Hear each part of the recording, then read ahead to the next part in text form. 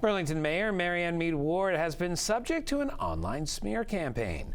In a post seen here from an anonymous propaganda account on Instagram, the mayor has been accused of blatant racism.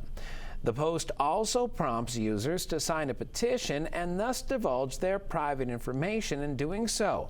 I got the mayor's reaction to this post and these accusations in our weekly update. Not a shred of truth to it. We have told them to take it down. We have filed formal complaints with Instagram to get it to be taken down. When people have contacted me to say, have you seen this? Thankfully, most people are not saying, is this true? They're saying, have you seen this and are you getting it down? Because we know you better than this. We've asked them to report it as well, but it sits there. And the bigger concern for me is the misinformation that we are seeing, the rise of misinformation on social media, and people being inclined to, if not believe it, at least wonder if it's true. And so my strongest request for the community is, if you see anything, whether it's about me or the city or your friend, check it out. Just check it out.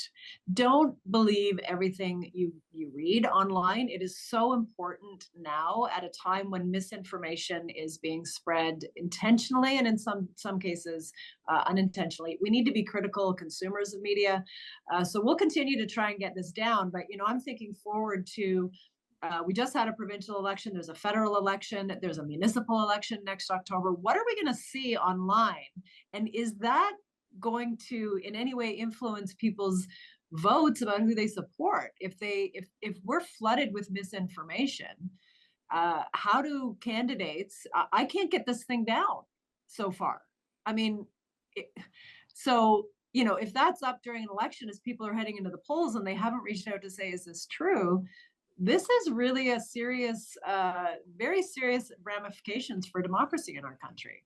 This is a huge problem everywhere. I mean, there's something to be said here, and I've said it over and over, where the influencer is replacing the journalist. You as a former journalist know this. This is also an issue when it comes to the federal government and should come up in this next election. C18 has to be fixed because a lot of people depend on Instagram and Facebook, and they're not getting actual news there because they can't. It's not allowed right now. Exactly. Go to a reputable source, call me. I mean, I'm really grateful for the people who have reached out because it's an opportunity for me to say, no, there's not a shred of truth. But, there are thousands and thousands of people who've seen this, who have commented, who have, there's a link to a petition. So I wonder if this is all about data farming, gathering lists. Like, I really worry. And even that, I mean, think twice, people, before you give your name and your email address in the guise of signing a petition to somebody who's anonymous. This is a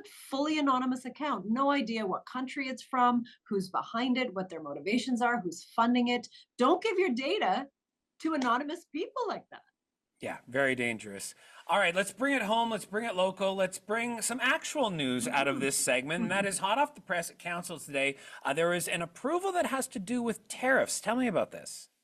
We brought an amendment. So Councillor Sharman and Councillor Galbraith brought an amendment to a report from our staff on the tariff situation. And basically, we're asking them to report back on the possibility of deferring interest-free development charges, property taxes, and/or other fees at the city.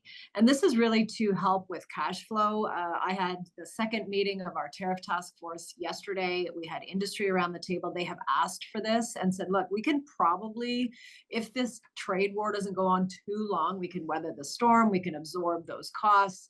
We can work with our customers and either pass on some or all or just absorb it. But we can't do this forever. And this really will affect our cash flow. So if we can defer things like property tax payments to the city, interest-free, so we're not paying a penalty, that would really help us a lot. And we did do that during COVID to those, we just did a blanket for everybody. Anybody that needed it, residential, commercial, we're in an emergency. And not everyone took us up on it. That was actually really kind of heartwarming to see that people who could pay did. And so I suspect the same will happen here. So we'll get that report back in the next committee meeting, and then we can make a decision about whether to go forward. But this is one thing the city can do to help out in the trade war.